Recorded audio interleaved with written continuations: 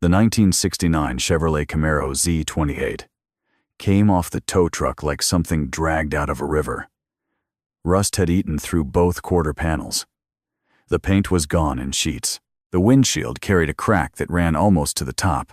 The tires were flat. Dex Corin stepped out of the shop bay, looked at the car, looked at the man who had come to claim it, worn canvas jacket, rented flatbed at the curb, and said it loud enough for the whole bay to hear. "You know we sell new ones, right?" The laughter came fast and easy. The man signed the release form, folded it into his jacket pocket, and did not look up.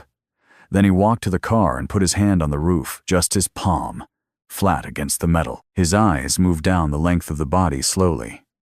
The way you read something you need to understand exactly right. They assumed he couldn't afford better. He hadn't said a word to suggest otherwise. His name was Brennan Wick. He was 38 years old. For 11 years, he had been one of the top authentication specialists at Barrett-Jackson, which was the kind of job that sounded boring to anyone who hadn't seen what it actually involved, standing in front of a vehicle that might be worth $400,000 or $40,000 and knowing which one it was before anyone told you. Reading a VIN through surface rust with a flashlight and your own eyes, listening to an engine fire and hearing the year in the combustion cycle, running your thumb along a seam weld and knowing from the pressure and the texture whether it had been touched since the factory. He was good at it in the way that certain people are good at things that cannot be entirely taught. He had learned the technical side, the documentation, the provenance chains, and the auction records. But the part that made him valuable, the part that made a collector in Phoenix fly him out to look at a single car for 40 minutes, was something that had been there before any of it. His wife Mara had called it his X-ray vision. She said it the first time they met, at a friend's backyard gathering, when he stopped mid-conversation to look at a 1957 Bel Air parked across the street, and told her without being asked that it had been respayed at least twice, and the engine was not original. She had laughed. 2 months later, she told him she'd looked it up, and he was right. They had 7 years together. Petra was born in the 5th year. Mara died on a Tuesday morning in March 3 years ago, on a road Brennan had driven 100 times. A driver ran a red light at 40 miles an hour, and Mara's car took the impact on the driver's side, and that was the end of it. Petra was 4 years old and did not understand yet. And then she was 5 and understood too much. Brennan submitted his resignation to Barrett-Jackson 14 days after the funeral. No explanation, no notice period discussion, no plan. He found a garage to rent in a neighborhood 20 minutes outside the city, put out word through 2 people he trusted, and started taking restoration work on a case-by-case basis. It was enough to live on. It was not enough to be comfortable. He did not care about comfortable. The night before he drove to Whitver Automotive, he was sitting at the kitchen table after Petra had gone to sleep. Scrolling through a restoration forum he checked maybe once a week. The listing had been posted 6 hours earlier. One photograph, taken on a phone. Bad angle, low light. Most people would have seen a junked car. Brennan saw the C-pillar ratio.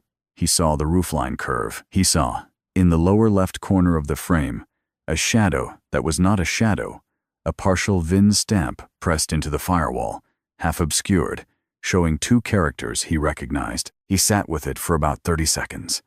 Then he placed a bid of $800 at 11:14 at night, went to bed, and slept. Cora Whitver had not inherited the company because she was the oldest. She was the only child. Her father, Gerald Whitver, had built the company across 30 years from a single dealership into a regional automotive group with 11 locations and a restoration division. That was the thing he was actually proud of. Gerald knew every car in the collection by name, which was not a metaphor. He had names for them, history for them, the kind of relationship with objects that most people only have with people. When he died, Cora was 29 and had been working in the company's finance division for 4 years. She was good at the financial side. She understood acquisition costs and margin structures and what a portfolio looked like when it was healthy versus when it was performing healthy while quietly deteriorating. What she did not have, and knew she did not have, was her father's feel for the cars themselves. She had grown up around them. She did not speak their language. Dex Corin had been head of technical operations for 11 years. He had been there before Cora, which he never said directly, but which he communicated in small ways, constantly. When Cora inherited the CEO role, Dex became the person she depended on for everything the car's required: assessments, restorations, the maintenance of the heritage collection, and the inventory decisions that came with running an operation that old. 18 months before Brennan Wick signed a release form in the back lot, Dex had brought Cora a proposal. The storage inventory was creating costs, insurance, space, maintenance overhead on vehicles that were not being actively used or sold. A structured liquidation program, he called it.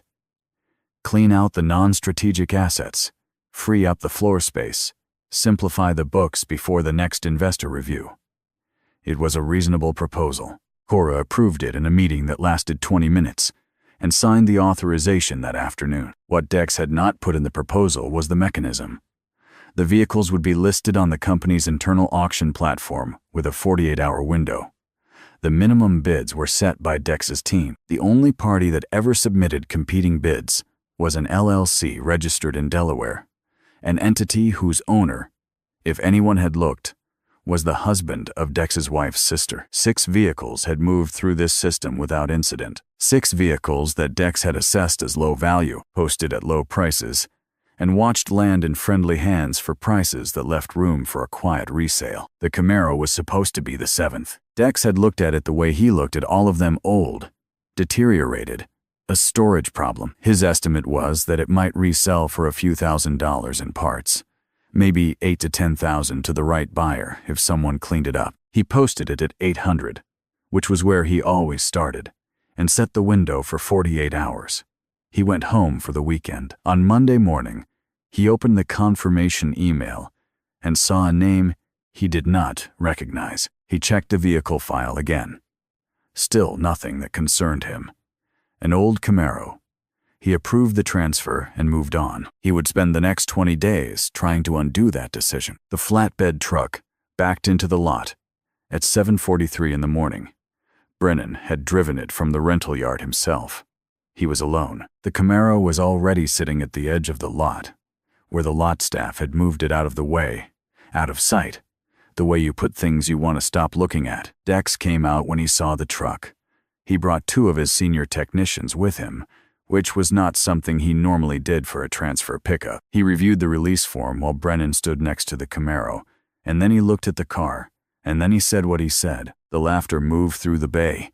It had a specific texture, not hostile, which would have been cleaner. It was the laughter of people who found a situation self-explanatory, who felt that the car and the man and the truck added up to something obvious, something that confirmed what they already thought about certain kinds of people and certain kinds of choices. One of the senior technicians leaned against the bay door. "Man's getting a project." He said it not unkindly, which was somehow worse. Dex watched Brennan begin to prep the car for loading. The way he moved was wrong. Not wrong in the sense of incorrect wrong, in the sense of not matching the picture. You learned things in 11 years of watching people interact with cars. You learned that the people who didn't know what they were doing moved cautiously, with the specific carefulness of someone who knows they might make a mistake. The people who did know moved with a different kind of attention, focused, economical, certain of where their hands were going before they got there. Brennan moved like the second kind. Dex watched him open the hood, watched him take a small flashlight from his jacket pocket and lean in at a specific angle. The light aimed not at the engine block, but at the upper left corner of the firewall. He held it there for a moment. Then he closed the hood. Cora came through the side gate at the far end of the lot on her way to the parking structure. She stopped. She stood at the edge of the scene for a moment: the truck, the car, the cluster of technicians, the man, and then she kept walking. Loop Sanders stood in the door of the main bay and watched all of it without moving. He had been with the company for 22 years. He had been watching Dex Corin for about 18 months. He had done something about it once, 6 months ago, typed a careful email to Cora's address, laying out what he had observed, the pattern of the listings, the timing, the same buyer appearing over and over. He had hit send and waited. Cora never responded. He had assumed she either hadn't received it or hadn't cared. He would later find out which one it was. He watched the man work the loading straps under the frame with a practiced efficiency that had no business being there, and he filed it away. The garage Brennan rented was on the backside of an industrial block, wedged between a sheet metal shop and a place that did custom upholstery. The overhead door was heavy and stiff, and he had learned to prop it open with a length of angle iron. Inside, it smelled like solvent and metal, and, in the corner, near the workbench, the particular faint sweetness of the pine cleaner Petra used when she mopped the floor on Saturday mornings, which was her assigned task, which she did without complaint and without rushing. 10 days after the pickup, the Camaro was on a 2-post lift with all 4 wheels off. The interior was out seats, door cards, carpet, all labeled and stacked against the far wall. The dashboard had been photographed from 6 angles before removal. On the wall next to the lift, Brennan had taped a hand-drawn diagram of the car, divided into 43 sections, each one marked with a color code: green for solid, yellow for repairable, red for replacement. There were 6 red marks. That was fewer than he had expected. Lupe Sander came through the overhead door at 2 in the afternoon. He drove a 1982 Buick Riviera that had started running badly 3 weeks ago. He'd taken it to 3 shops. None of them had been comfortable diagnosing a car that old, which was not something he said, but something Brennan would have understood anyway. Brennan came out from under the lift. He listened to Lupe, described the symptoms: a rough idle, a hesitation at low RPM, a smell he couldn't place. Brennan nodded once, said nothing, and walked to the Buick. He opened the driver's door and started the engine. He sat in the driver's seat with the door open and listened for about 45 seconds. Then he got out, walked around to the front, and without opening the hood, put his palm against the valve cover on the passenger side. He stood there for a moment. Then he went around to the driver's side and did the same. He walked back. Float in the primary is sticking, probably a piece of debris. Could also be the needle seat starting to wear. Either way, it's the carburetor. I can have it back to you in 2 days. Lupe looked at him. You didn't open the hood. I didn't need to. Lupe looked at the Buick and then looked at the Camaro on the lift. He walked over to it slowly. He was not a small man, and he moved with the deliberateness of someone who had spent a lot of years on concrete floors. He looked at the diagram on the wall. He looked at the numbered tags on the stacked components. Then he looked at the block, where Brennan had marked something on the upper right corner of the firewall, in red wax pencil. 2 letters, D and Z. He stood there for a moment. Where did you work before this? Different place. How long? 11 years. Lupe looked at the 2 letters again. You know what you have. It was not a question. I know, Brennan said. Lupe turned around. His expression had not changed. It rarely did, but something behind it had shifted slightly, the way a room changes when a window opens. Dex doesn't, but when he figures it out, he will come for it. Brennan wiped his hands on a shop rag. I know that too. Lupe looked at him for a moment more. Then he went back to his Buick and got in the passenger seat and waited for Brennan to start the work. The announcement came from Whitford's Investor Relations office, a strategic capital raise, a partnership with a private equity group that specialized in heritage automotive brands. The terms of the deal required an independent audit of all asset disposals in the previous 24 months. It was standard due diligence. It was announced on a Tuesday. By Thursday, Dex had pulled every file from the liquidation program and read through them looking for anything that would not survive scrutiny. He found 6 files that were explainable with some workload valuations on legitimately deteriorated vehicles, defensible, if not precisely accurate. Then, he found the 7th file. He read it for the first time, as someone who now needed to defend it, which was different from how he had read it when he created it. He called up the VIN on the company's internal heritage database, the archive Gerald Whitford had built over 30 years, scanned documents and production records, and correspondence going back to the 1960s. It took him 11 minutes to find the entry. The car was not a standard Z28. It was a prototype, one of 2 DZ302 development vehicles, built in 1969 for performance testing, never released to the public, retained by the manufacturer, and eventually transferred to Whitford's collection sometime in the early 1970s through a private acquisition Gerald had made. The production record listed it as non-saleable, which was a notation that had apparently not made it into the digital transfer when the physical archives were converted. There was no flag on it in the current inventory system. There was nothing to tell anyone it was anything other than a very old, very ruined Camaro. It was worth, conservatively, $380,000. In full restoration, it was worth more. He had sold it for $800. Dex drove to the garage on Brennan Street the next morning. He parked on the opposite side and watched for a few minutes before he got out. Then, he walked in through the open overhead door like someone who was expected. Brennan was at the workbench. He did not turn around immediately. "You got lucky on that bid," Dex said. "I'll give you $15,000. Clean title, no paperwork, and we're done." Brennan set down the part he was cleaning. He turned around. He looked at Dex with an expression that did not change. "It's not for sale." Dex waited a beat. "The vehicle left our facility under a documentation error. We have grounds to challenge the transfer. Do you have that in writing?" Dex did not answer.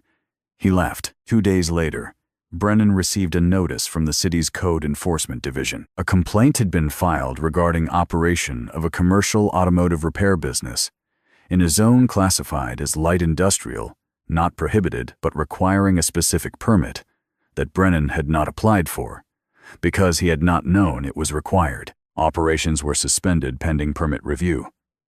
Timeline: up to 30 days. He read the notice at the kitchen table that evening. Petra came home from school while he was still reading it. She dropped her backpack by the door and walked over and stood beside him and looked at the paper in his hand. She could read well for her age, which she had gotten from her mother. "Is it because of the car?" she said. He folded the notice and set it face down on the table. "Go do your homework." She didn't move for a moment. She looked at his face the way she always did when she was deciding whether to push further. Then she picked up her backpack and went to her room. He sat at the table alone. Outside, through the small window above the sink, the light was going orange in the way it did in late afternoon in this part of the city. The kind of light that made ordinary things look briefly significant. He sat there until it was gone. Lupe came to the garage on a Thursday, 16 days after the pickup. He brought a canvas bag with a zipper that he set on the workbench without explanation, while he looked at what Brennan had done with the Camaro in the time since they'd last spoken. The body panels were clean now, the rust converted and stabilized. The engine block was out and on a stand. The detail work had the quality that comes from someone who is not in a hurry, which is different from someone who moves slowly. It is the pace of someone who knows what each step is for. Then Lupe unzipped the bag. There were documents inside, printed emails, handwritten notes on yellow legal paper, photocopies of transfer authorizations with Dex's signature. He had a habit of keeping things. It had started not as suspicion, but as a general practice. He'd been in enough organizations to know that paper mattered when disputes happened. When the disputes actually arrived, he already had the record. He spread them on the workbench in chronological order and explained it. 18 months ago, the first vehicle had moved through the system. He had noticed the buyer was an LLC he didn't recognize, and had checked in this business you learned to check, and found the registered agent connected to Dex's family. He had assumed it was an isolated thing. Then, it happened again, and again. After the fourth vehicle, he wrote the email to Cora. He spent a long time on it, careful, specific, not accusatory in tone, just factual. He had the buyer's LLC name, the purchase prices, the estimated market values, the discrepancy. He sent it to Cora's company email address. She never responded. He sent a follow-up 2 weeks later. Nothing. He found out 6 months ago, from a conversation with the IT administrator who didn't realize why Lupe was asking, that incoming emails on Cora's account were filtered through a rule that routed certain keywords to a review folder, a system Dex had set up 18 months ago under the cover of spam filtering. The emails from Lupe had never reached her inbox. "Why bring this to me?" Brennan asked. Lupe looked at him steadily. "Because you're the only person in this situation who has nothing to lose by telling the truth." That evening, across the city, Cora was in a conference room with 3 people from the audit firm. They had been through the first pass of the disposal records and flagged 7 transactions for closer review. The total underpayment, the gap between what the vehicles had sold for and their assessed market value was approximately $1.1 million.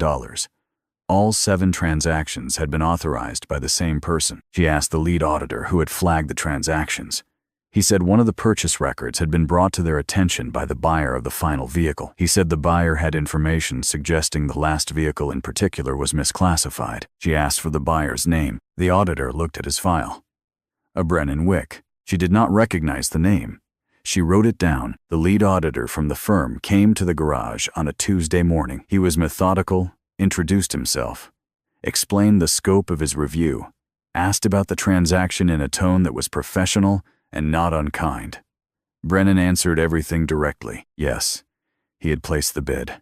Yes, he had known the vehicle's approximate value before he bid. The auditor's pen stopped. Did you have specific knowledge of the vehicle's provenance? Yes. Can you explain how? Brennan went to the workbench. He opened the bottom drawer and removed a folder. Inside was a printed enlargement of the photograph from the auction listing. On it, in red pen, he had circled 4 areas and labeled them the C-pillar angle, the roofline radius, the quarter panel proportion, and the partial VIN visible in shadow at the bottom of the frame. Next to the photograph was a second page, a handwritten analysis of the VIN fragment cross-referenced with production records he had pulled from a publicly accessible collector database. The analysis concluded with a probability assessment, 87% likelihood, of prototype DZ302 classification, pending physical VIN confirmation. At the bottom of the folder, beneath both pages, was a laminated certification card, Barrett-Jackson Authentication Division.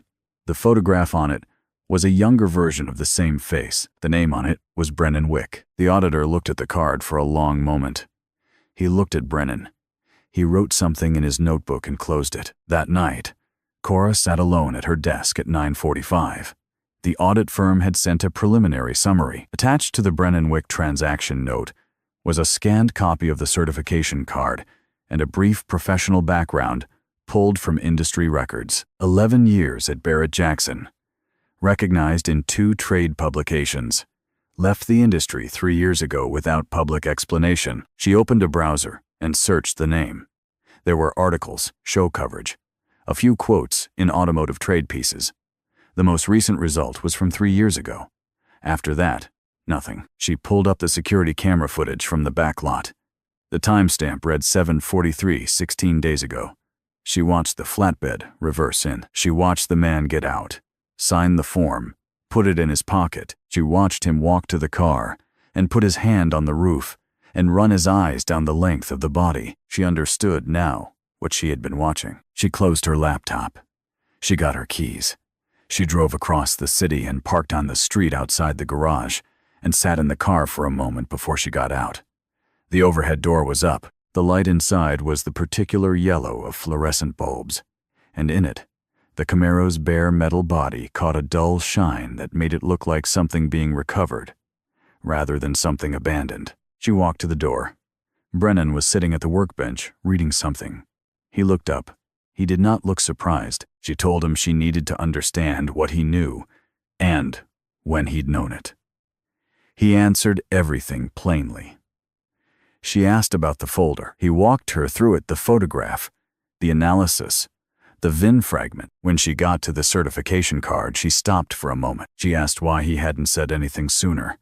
He looked at her. Nobody asked. She was quiet. Then, "I'm asking now." He stood up. He went to the workbench and retrieved the folder that Lupe had left. He set it in front of her without comment. She read it at the workbench, standing, while Brennan went back to work on the engine stand across the garage. She read for about 20 minutes. When she got to the page documenting the email routing the specific filter Dex had created, the keywords that had flagged Lupe's messages, the folder they had been redirected to, she set the page down and stood with her hands flat on the workbench and looked at nothing for a moment. She looked up at Brennan. He was focused on the engine and did not look back. She drove home with the folder on the passenger seat. Cora called the meeting for 9 in the morning on a Thursday. She listed it on the calendar as a general operations review. She did not tell Dex what it was about. He arrived in a gray suit, the kind he wore for investor presentations. He came in talking light conversation with the board member nearest the door.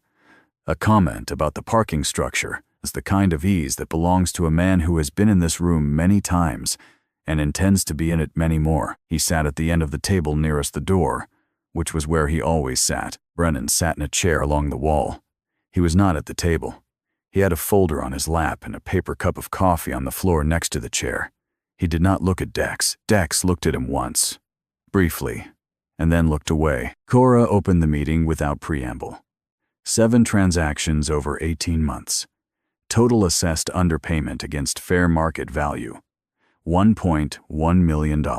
All 7 authorizations bearing the same signature, approved under a delegated authority arrangement that Cora herself had signed off on 2 years ago. She placed the audit summary in the center of the table and walked through it page by page, the listing dates, the bid windows, the sale prices, the independent market assessments the audit firm had commissioned.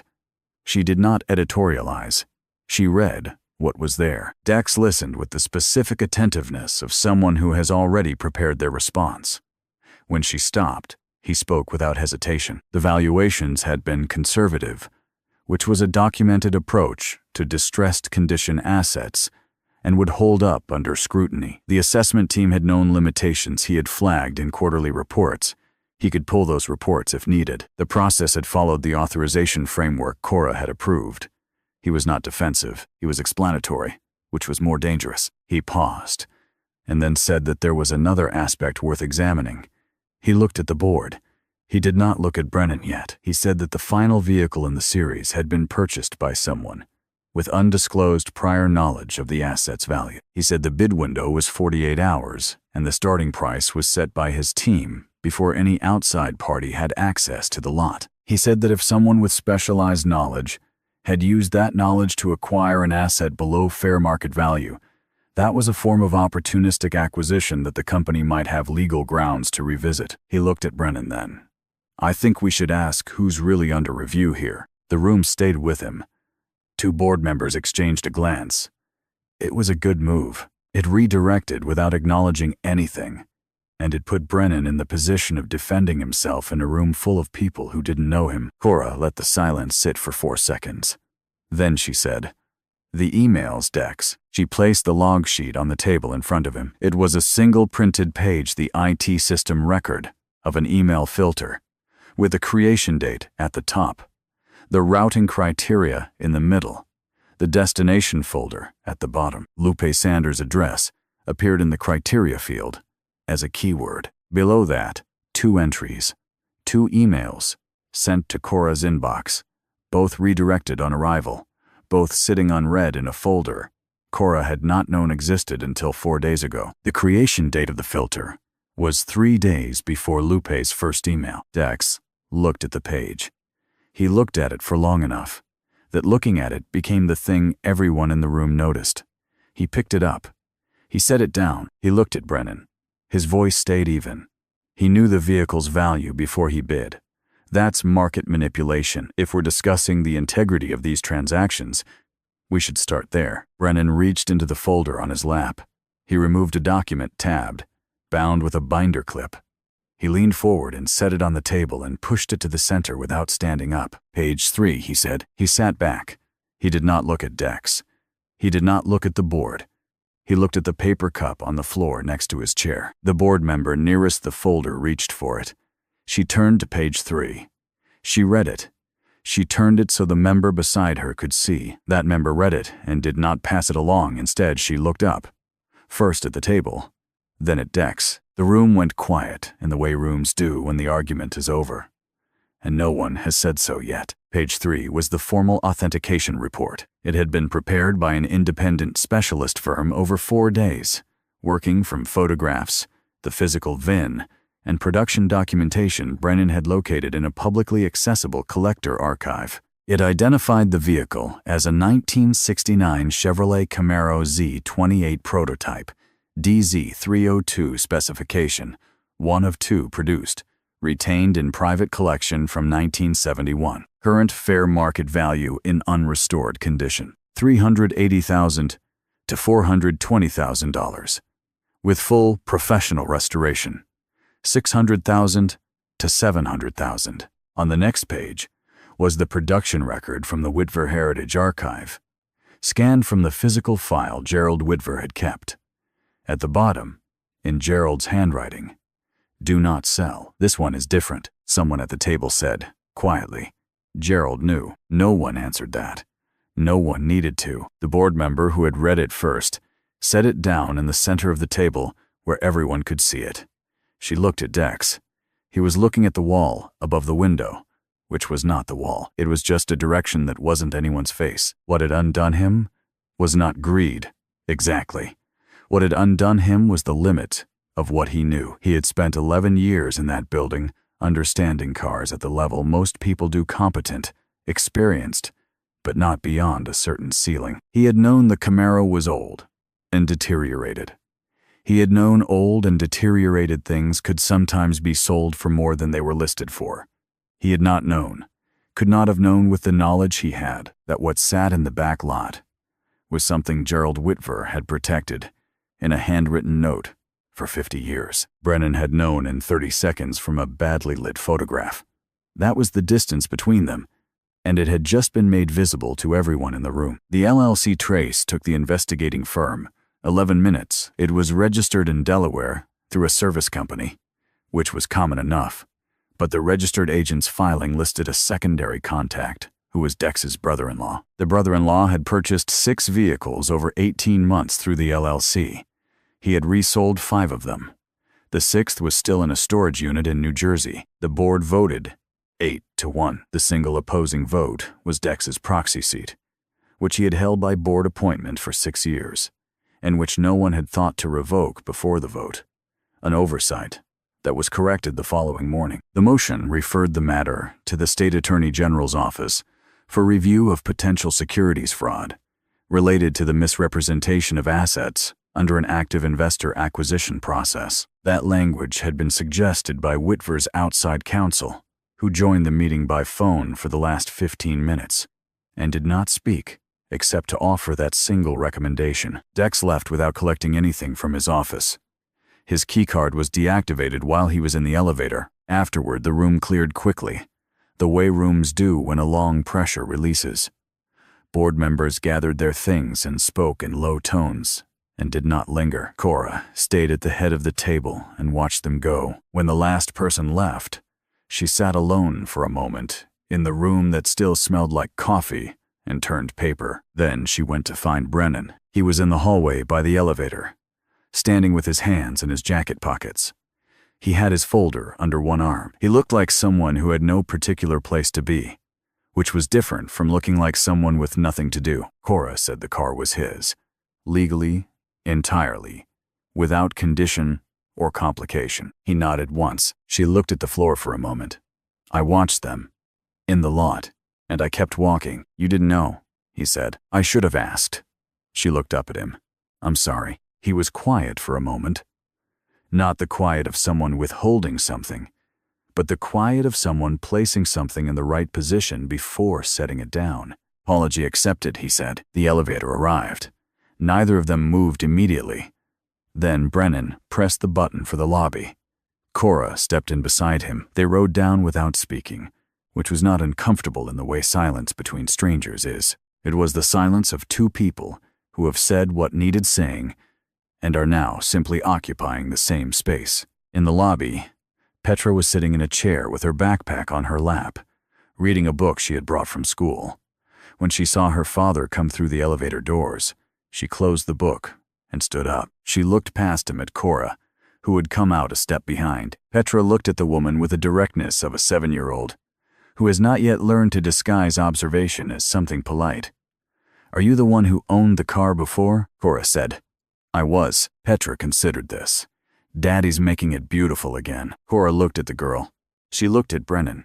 She did not have an answer, and she did not reach for one. The lapse permit had been issued that morning, processed with unusual speed, once the Code Enforcement Office learned that the original complaint had been filed by a party now under regulatory investigation. Brennan was back in the garage before 7. The engine was in. The bodywork was done. The interior was rebuilt from components he had sourced over 2 weeks. through collector networks he had not accessed in 3 years. Calls to people who remembered him, who asked no questions about where he'd been. The paint was Fathom Green, mixed to match a color chip from Gerald Whitver's personal reference collection, which Lupe had quietly retrieved from the archive room and brought to the garage in an envelope 3 days ago without being asked. At 6:42 in the morning, Brennan sat in the driver's seat with the key in the ignition. He had not started it yet. Lupe arrived at 7, which was not something they had discussed. He walked in and stood to the side and said nothing. Brennan turned the key. The first 2 attempts were short. The engine turned over but did not catch. The third attempt brought it. The engine started with a sound that was not loud so much as it was present a deep idle that vibrated in the door, and the column, and the floor, a sound that had not been in this building for 14 years, and that arrived now without announcement, and filled the space entirely. Brennan sat with both hands on the wheel. He let it idle. Lupe stood without moving. Neither man said anything. There was nothing to say that the sound wasn't already saying. Petra arrived at 7:30, dropped off by a neighbor. She came through the overhead door and stopped completely when she heard the engine. She looked at the car, looked at her father sitting in it. Her jacket fell off one shoulder and she didn't notice. Brennan opened the passenger door from inside. She walked over and got in. She sat very straight, hands on her knees, and looked through the windshield at the early morning light coming through the open door. In it, the Fathom Green paint was the color of deep water and old trees. Cora arrived at 8. She had not been invited. She parked on the street and walked to the open door and stood at the threshold. Lupe picked up his coffee cup and went outside to stand on the sidewalk, his way of saying something without saying it. Cora walked in. She stood beside the car and ran her hand along the rear quarter panel, the one she had signed away for $800. She looked at it for a long time. "I owe you an apology," she said. "You already gave me one," Brennan said. "In the hallway." "That was in a hallway." She looked at him. "This is in front of the car." He held her gaze for a moment. Apology accepted. Petra was watching Cora from the passenger seat, with the same open patience she'd had in the lobby 2 days ago. Brennan looked at his daughter. He looked at Cora. "You want to come?" Cora looked at the car. She looked at Petra, who was waiting with complete calm. For the first time in 21 days, and perhaps longer than that, Cora smiled in a way she had not planned. She opened the rear door and got in. Brennan backed the Camaro slowly out into the morning light. On the sidewalk, Lupe watched it go. He didn't wave. He just watched, until the green car turned the corner at the end of the block and was gone. He hadn't gone looking for a second chance. He'd gone looking for a car. It turned out they were the same thing.